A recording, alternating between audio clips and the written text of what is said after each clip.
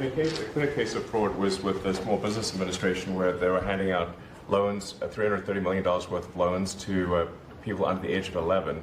I think the youngest, Kelly, was a 9-month-old who got a $100,000 loan. That's a very precocious baby we're talking about here.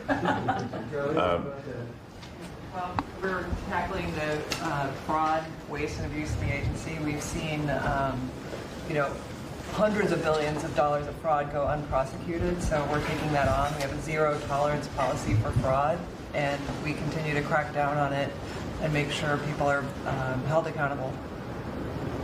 It's amazing. And you have a lot of that. We found far too much of it. It's a pure fraud. We like to use the words waste and abuse because they sort of sound good, but many of these things are pure fraud. We had a wonderful cabinet meeting, all aligned on certainly the effort to realign the government. But even at the U.S. Department of Agriculture, we've canceled a $300,000 contract educating on food justice for queer and transgender farmers in San Francisco.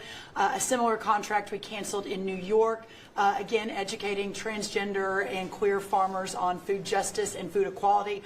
I'm not even sure what that means, but apparently the last administration wanted to put our taxpayer dollars towards that. We canceled a $600,000 contract out of Louisiana that was studying the menstrual cycles of transgender men, a $600,000 contract. We canceled another contract out of a university in the middle of the country that focused on getting more diversity, equity, and inclusion into our pest management industry.